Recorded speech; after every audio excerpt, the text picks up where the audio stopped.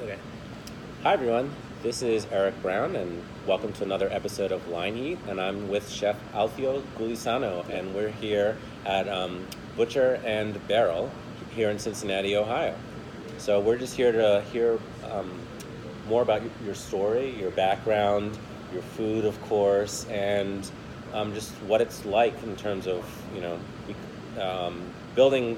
I guess I'll call it I don't know, an empire, but you certainly have lots of different places that are open, and you've had a lot of success in terms of the restaurant industry that others haven't. So I'd love to get into all that and hear your story. So Okay. I guess I'd start off with, did you have a childhood that was centered around food, or where did this love for food come from? Absolutely it was. Okay. Grandma, both sides, my mom, they love us through food. They planned the meal. They went out in the morning and got the fish from here and the potatoes from there and the butcher from. They always walked and got for the best that they could, and I remember they cooked with so much love for us. It was unbelievable. So they imprinted that in my heart since very young age, and I remember them. And that wasn't here, right? That was not here. That was in Argentina. Right. So I'm born and raised in Argentina. I came to United States when I was 23. Yeah. I started my culinary discovering when I was 17. I started culinary school at 17. I graduated at 19.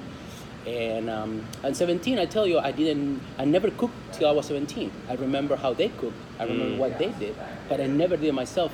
And I was on the question of what I was going to do. Shall I go to college? Then I researched. I wanted to go for culinary. I did that, and here I am. And where did you go to school?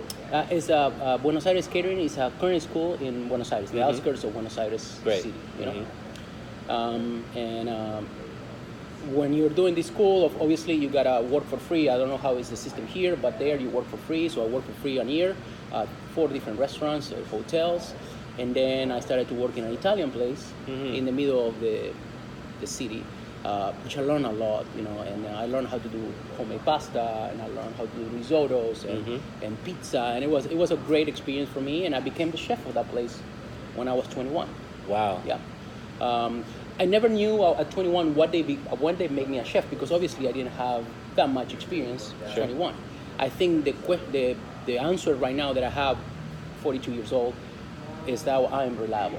And that is very important for any owner, for anything that you do in life, being reliable, always being there, always trying to do the right thing and the best thing, and always trying to outperform yourself.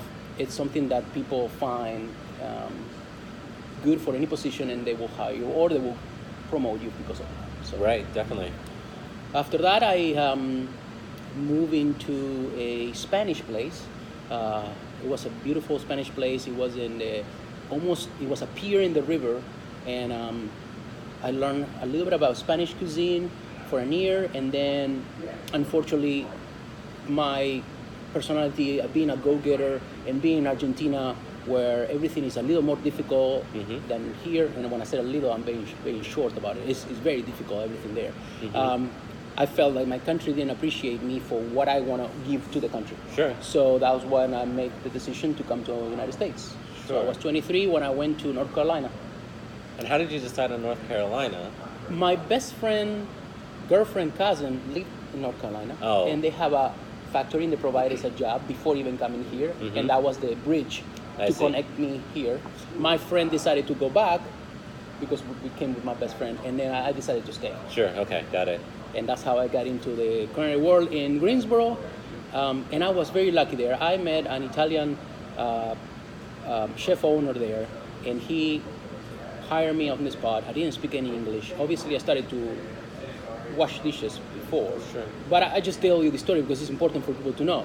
I was making $10 in Argentina as a cook per day. $10 per day. And the days were not 40 hours and then you get overtime there. Right. It's just different. I'm saying this, you guys have to understand this is different. So I was working 70 hours and getting paid. Wow. In the average, and it was one day off. So it was around 10 to 12 hours working hours. And when I came here, I asked him how much he was going to pay me, and I'm not. I want to swear about this one. And he said $6.75, and he said a day, and he said no, per hour. And I said for $6.75, I wash the dishes, I clean your restaurant, and also park the car and I clean your car. And And after 3 months, when I started to speak English, Yeah. he knew that I could cook, so I became the chef at his restaurant No kidding. for a couple of years. Then I ventured to Marisol, and I won't name the name of this restaurant because the chef there, Steve, even though it was really harsh, he was a gifted person when it came to flavors and food. And I learned so much. I was not the chef there, I was a line cook, but I learned about to do ice cream sorbets, reductions. I got into a little bit in the French. He was changing the menu every day, and the server would memorize that and say verbal at your table. Wow. 12 entrees, 15 entrees. And I worked first time with fresh truffles, Yeah. and lobsters that they were like a pound and a half lobsters. And for me it was new. Yeah. And I worked really hard, and I learned a lot from him. I did learn a lot from him. And then Robin was there as the sous chef, and I learned a lot from her as well. And after that, I started to date what is my wife right now, and she was from Cincinnati. So she moved to Greensboro with me. In a couple of years, she asked me, Alfio, I really miss my family. And I said, I know, I miss my family too, but the difference is yours is a couple hours away. Mine is a long Let's way. move. I said, Yeah. what? Okay. I can be a line cook anywhere, Right. Anywhere.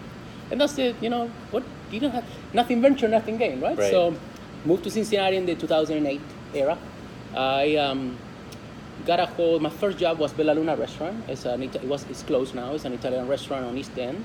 I learned a lot. Harry Stevens and Dave Stevens was the owners, and I learned a lot from them. I learned a lot. And I was the chef there for 3 to 4 years until I just ventured on myself and I opened Alfio's. Alfio's restaurant is in Hyde Park.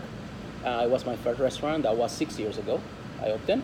That's like a really fast progression as far as a career goes. I think, and I want to say this, my own interpretation of America, if you want to go at it, you can go at it. Yeah, okay. And you can jump faster.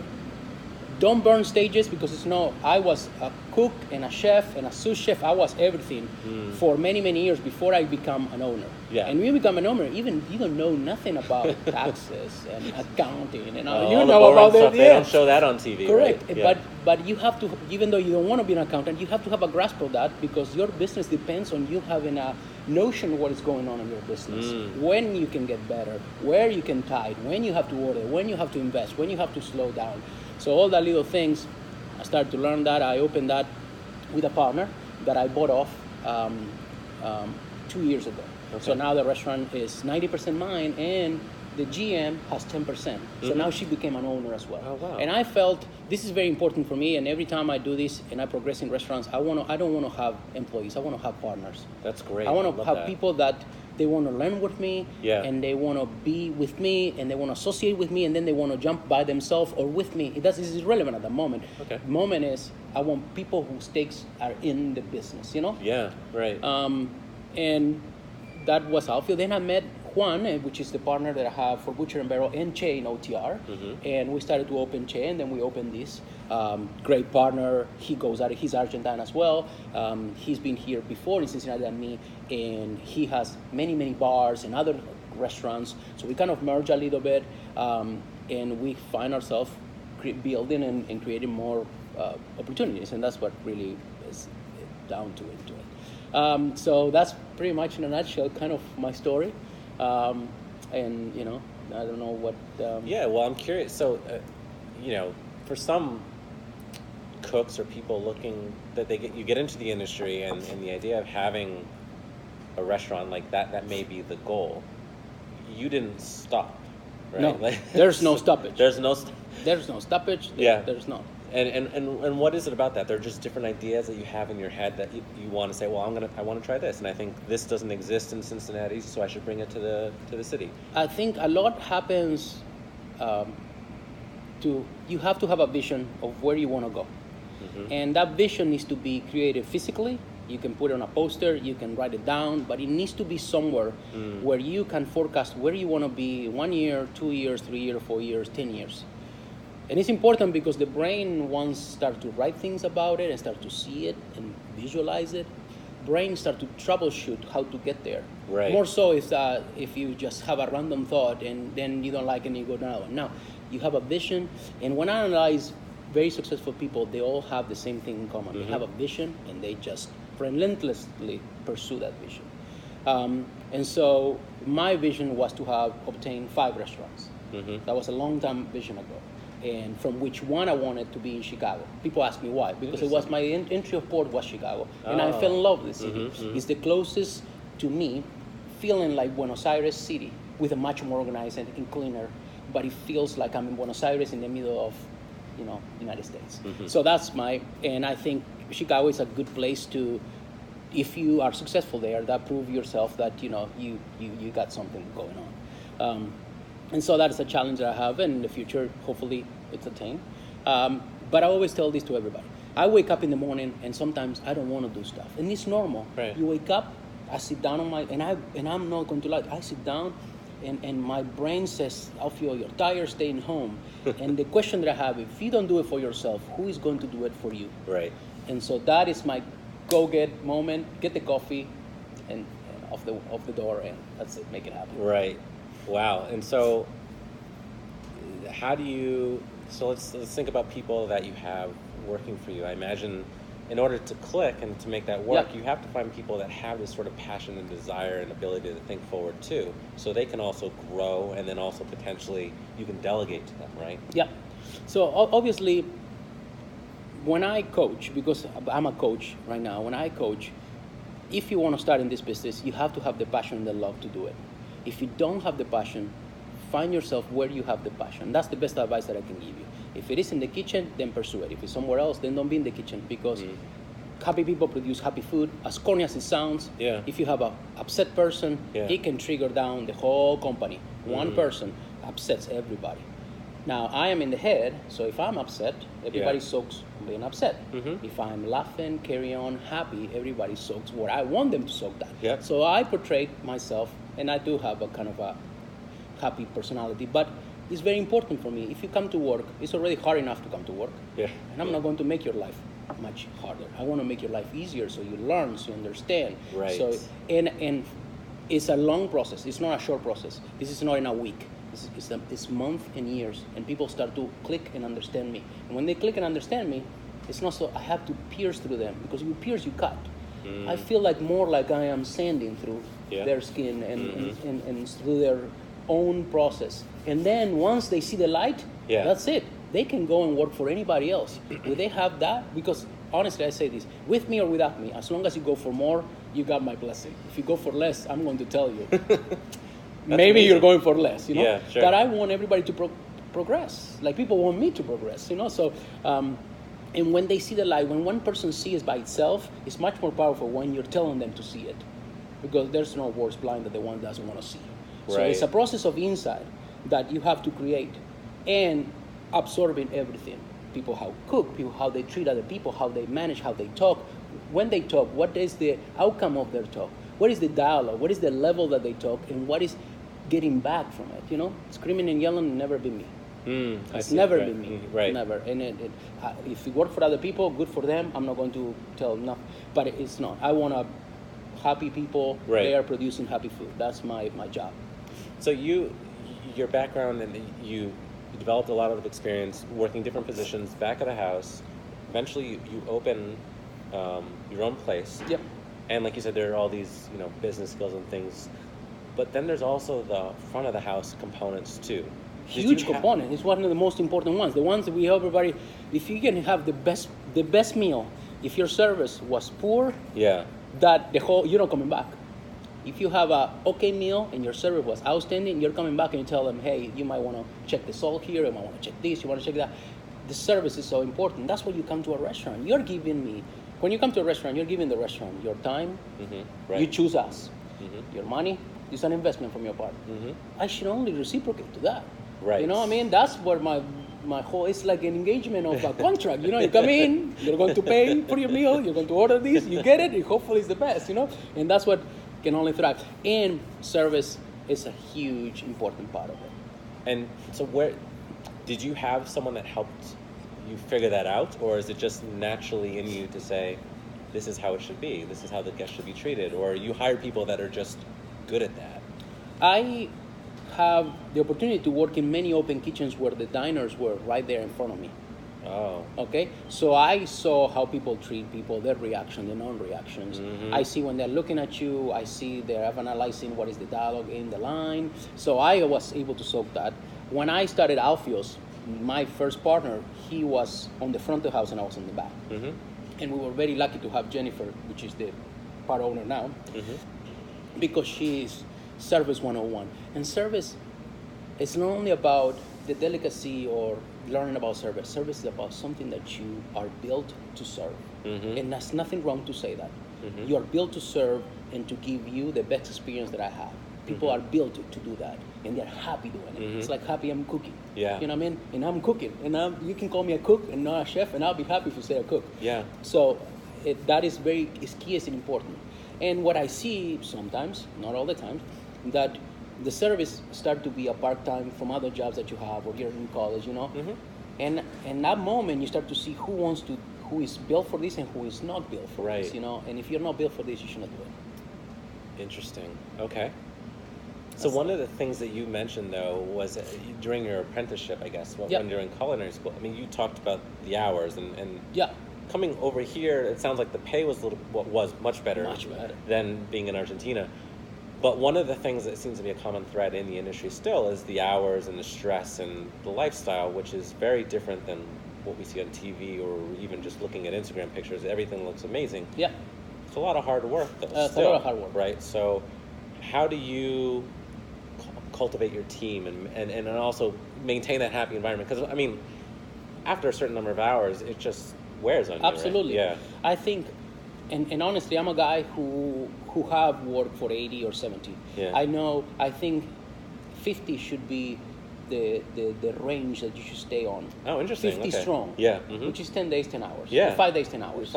Yeah. Or 4 days, 12 hours. Sure. I don't believe in the 12 hours because I've seen how people go up and down on the 12 hours, which is normal. And it really depends on your endurance or what you're pursuing and what you find your energy coming back. But that's what is serving the most, the 50 hours. I am not a guy who balance well life and work. And I'll be honest with you, Okay. I love to work and I work a lot. So you can define me as a workaholic. So I cannot judge everybody in the same page because it's wrong for me to do it.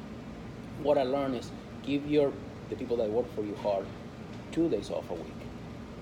One extra if you need it. When they need to do something, take off. You go to the wedding, go to the wedding. You go to that, you have to have, otherwise it becomes very unbalanced.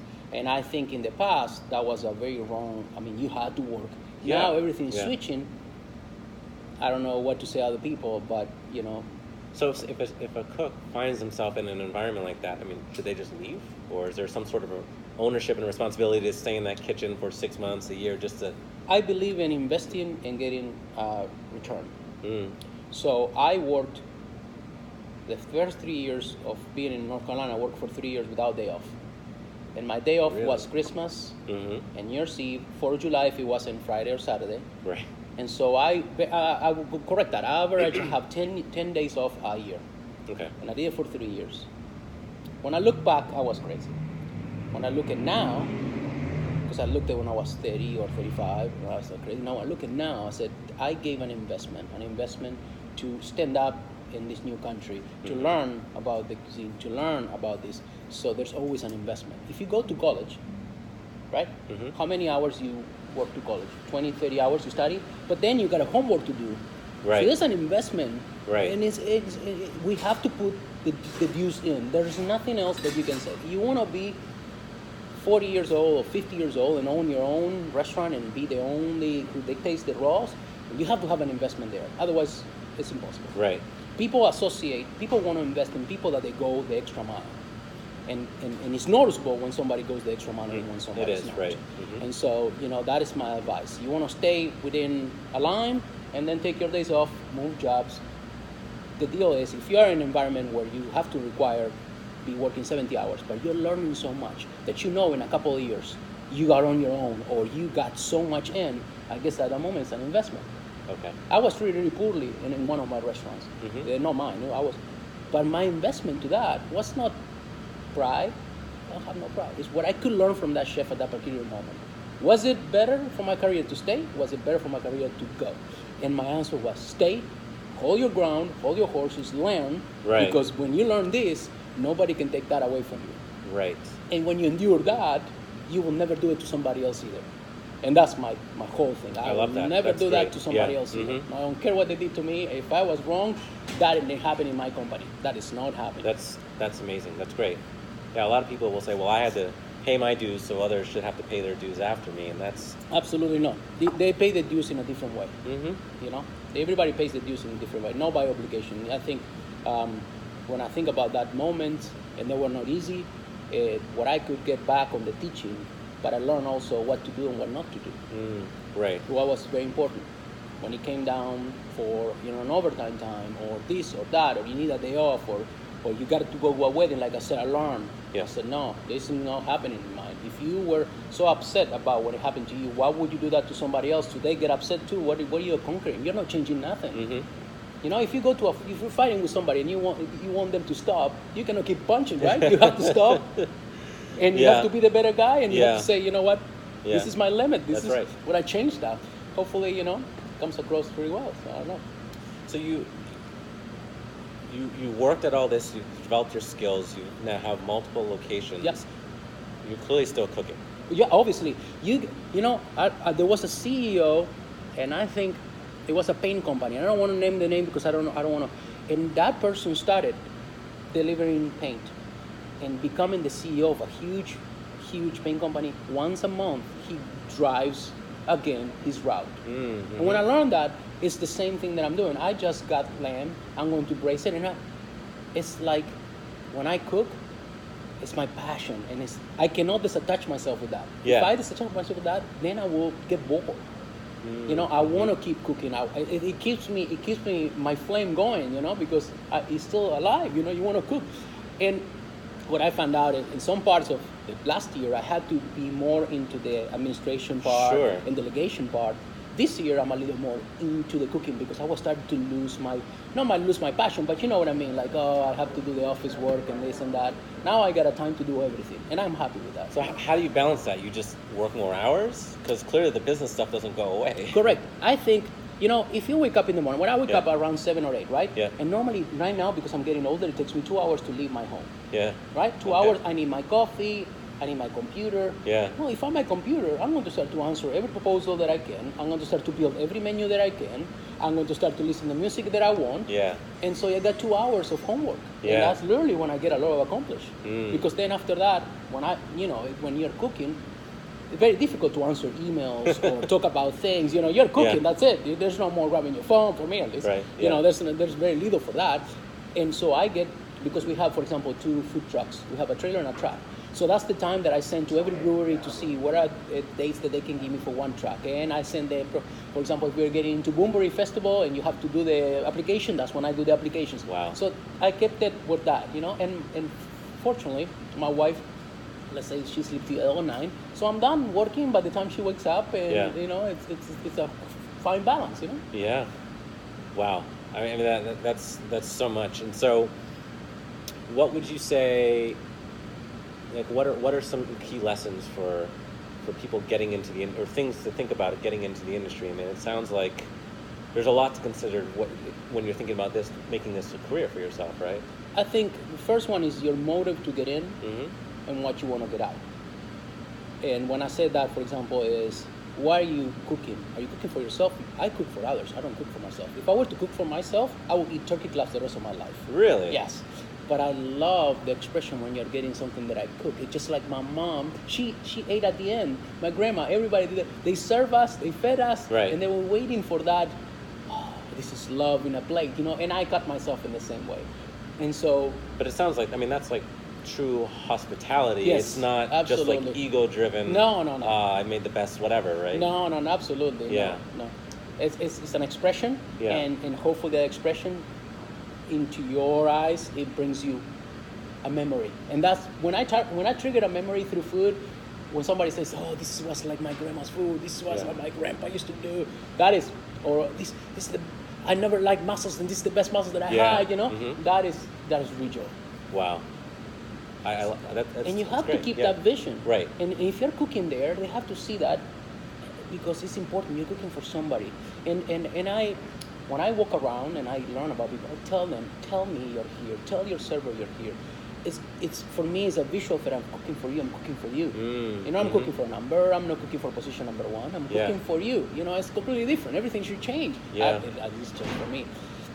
The other thing is, nothing should be easy. And I tell you why. When things are easy, human beings don't care about it. They disregard it, they mistreat them.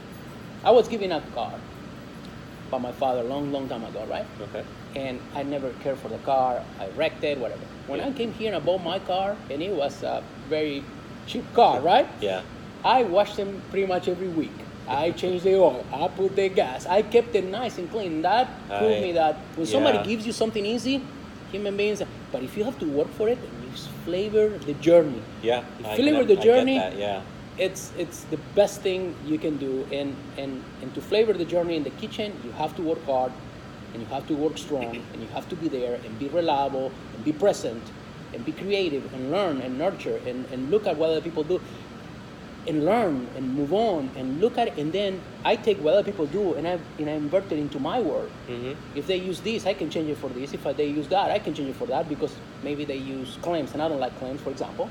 And so, but you can use shrimp. You can so you start to, and then they use a Asian rub. Well, I can use a Latin rub or a chimichurri rub. You know, why not? What is the difference? You know, the cultures are very interrelated in the way they cook.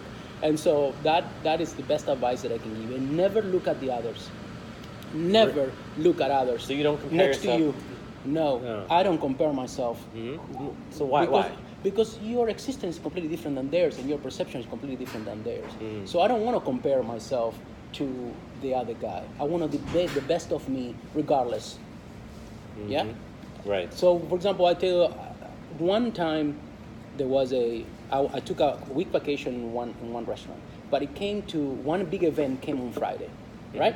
And so I came back for that event. I cooked for that event, and I went to serve that event. Okay. And so when I did that, I had a person saying, why are you doing this? It's your week. That person never understood what was my ultimate motive to get a restaurant. If you want to get a restaurant, you have to sacrifice a few things. Yeah. You have to be different than others. Yeah. And that is very important. That's crucial. So, you know, and again, if they want to party at the end of the night, you don't have to compare to them. Just do you and be the best you can be. Right. You. And you're going to be happy. If you are the best you can be, that's it. You should not be the best of everything, because everybody's different. Right. But if you're the best of you, if you put everything that you got and you get there, you'll be happy. You'll be accomplished. You know. So, with all this, like, you keep this in mind, and then now the role of chef and owner, do you view that also evolving? And what I mean is, with social media and like, I think the idea of what a chef is as a profession too has changed over time, right? Yes, so, completely. And the new generation is different. Yeah. And as it should, as my generation, because, you know, they're different ages, they go through different things. Technology right now is in a completely different ball game than when I started 20 years ago in the industry, or 25, you know. So, and that should be used, you know. They have a phone. It's not enough to text somebody. Google the word that you don't know about cooking, and you will get an explanation on that word, right? Google a recipe. Right? Just not about texting, what are you doing tonight, or where are we going, you know. It's not about that, Justin. But that's a tool that they have. It's completely different. Now there's much more transparency about that, and as it should. And I think transparency is always good. I also advise them not to see everything that they see as the true reality, because there's a lot behind of that. Right. If I were to be driving a Lamborghini, I bet you that guy worked really hard. That person worked really hard to get the Lamborghini. Just not see the guy driving the Lamborghini. No, what was his career or her career to get to drive? If you want a Lamborghini, for example, or the big house, or traveling around the world, or what did they do to get there? That's what you should follow the steps, not just the last thing, you know, because you see me right now, yes, fine, have 3 restaurants, 2 trucks, hopefully more in the future. Right. But if you see the trajectory of that, you're talking about 25 years. 25 years of working hard. Right. And then thank you. People don't see, they don't know that. They just they see don't the know opening, that. the glamour, and it's... Yes.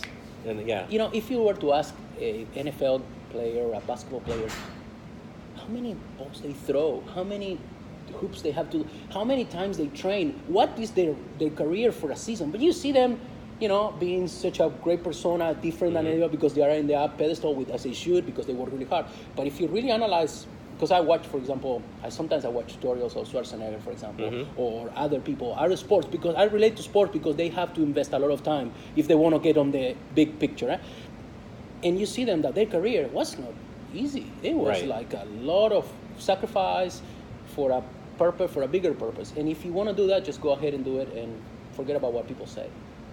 And so in the city, you have lots of competition. I know you're not comparing yourself to them. Yeah. But at the same time, when you think about these new ideas or new opportunities, like how does that come about in terms of saying, well, there isn't this other thing, or there are restaurants similar to what you're thinking about as a concept, but you're going to do it differently. So you're not necessarily saying I'm going to do it better, but you're trying to find what makes it authentically you. Like, how do you go about creating a new restaurant, I guess, or concepts? Yeah. I think very important is to know what is happening in the city right now and what is going to happen in 5 years, because most likely your restaurant is going to take you 2 years to get somewhere.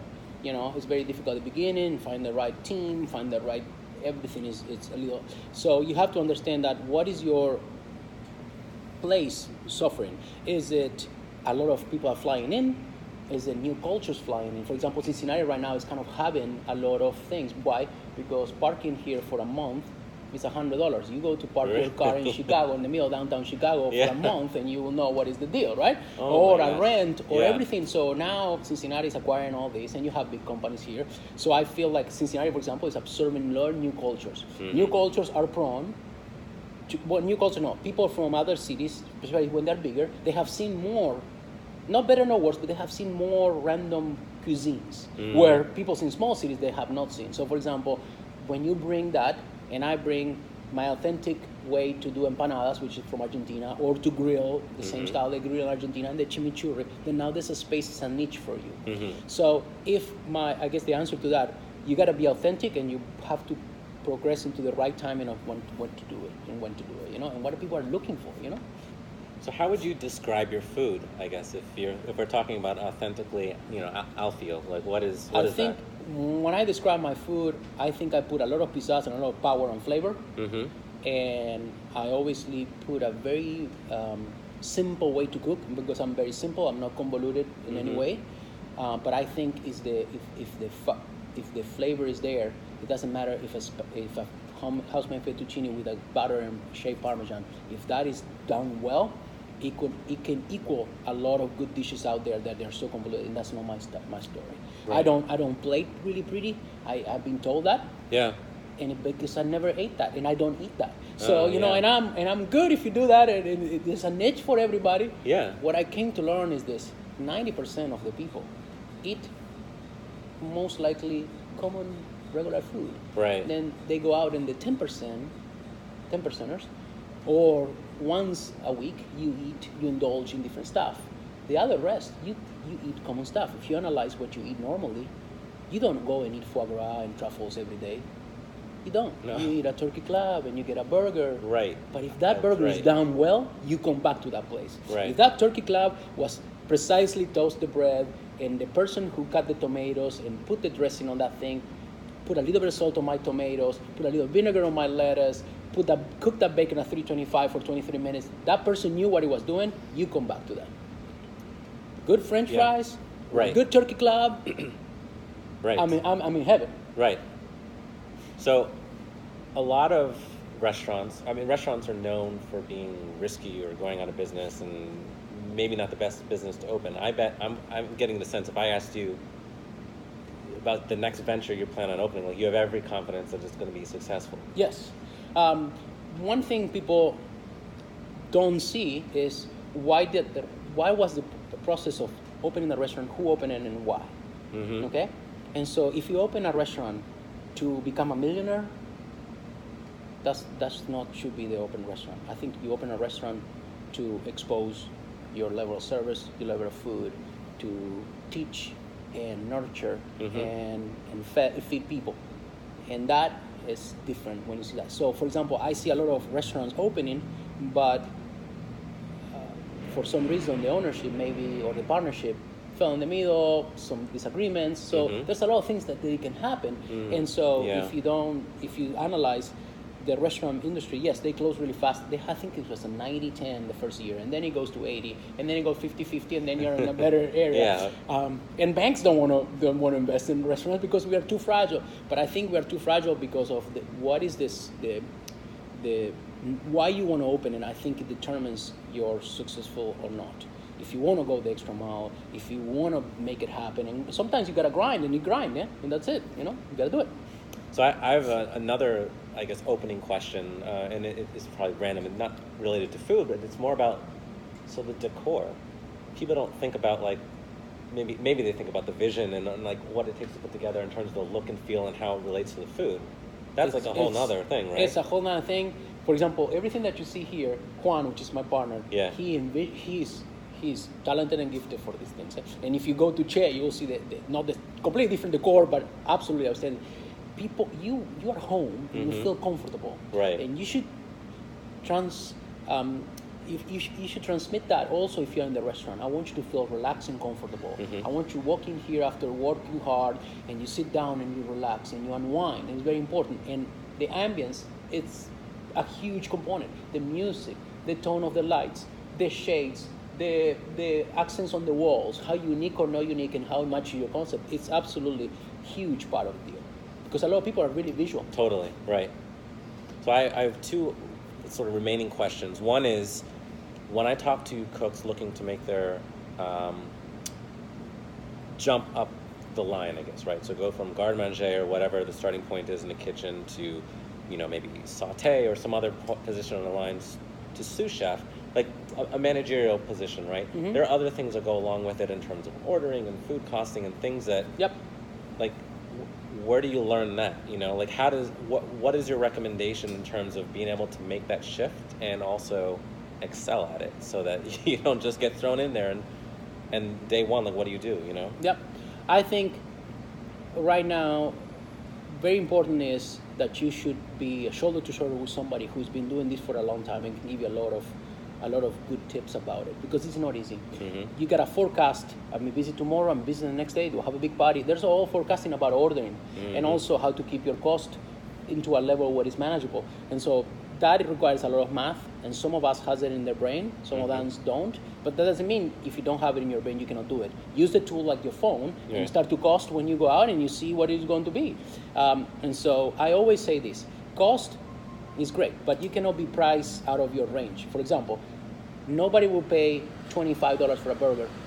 So your burger cannot be $25. So therefore you cannot buy a patty for $7 because by the time you put the bun and all that, you're on $10, you're way off your... So you have to see where the industry is on the prices, and you have to feed yourself into that. And that's very important to see the end result, to go back to see where you're purchasing.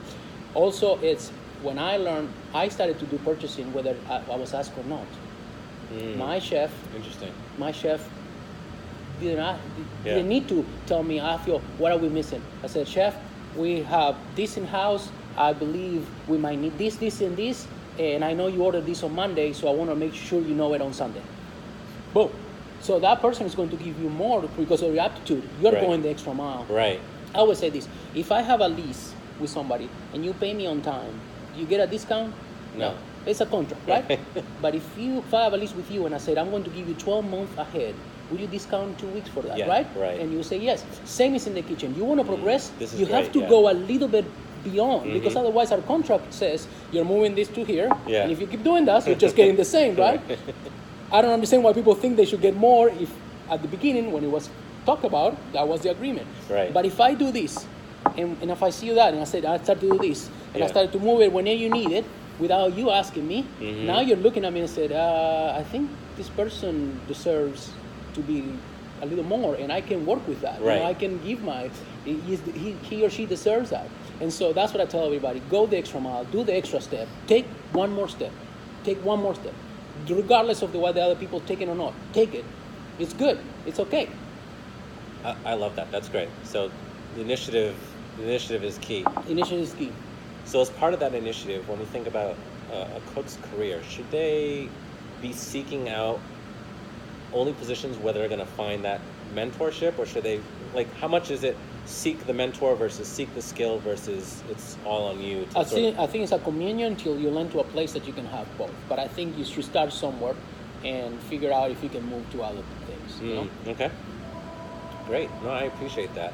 I mean, I've learned so much from you. No, I'm glad we recorded it all because I'm going to have to go back and review it. And I know I speak fast, so I'm sorry about that. You know, it's this is my double energy knowledge. going out. You know, it's fantastic. No, I appreciate it. Is there anything else that you'd want to share with anyone watching, just about your food or the restaurants? Or I will tell you this. When I was very young, I started to go out a lot. And I saw how going out and staying late party for many days during the week diminished my work energy and my presentability when I was going to work until my chef noticed it, right? And he told me something, right? Okay. And this is very important. It should be a balance. It should be a balance. If you're abusing from it, it's going to notice on the way you wake up. You're not happy. You're angry. Kind of, you're hangover for whatever reason, and you don't want to work. No. But you're there.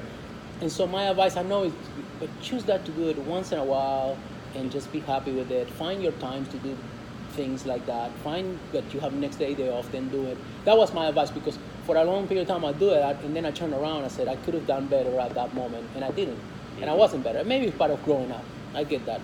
But I see this more likely in the industry. I see it all. I see it a lot. A lot of partying at the end of the night, and then you come the next day, and you're bright, and you need to be bright. You need to be, bright. I wake up in the morning, I go cycling, I go to the gym, then I come here. You need that extra energy, otherwise your performance starts to blow down, and then you're in a spiral roll, and you're not going to the right place.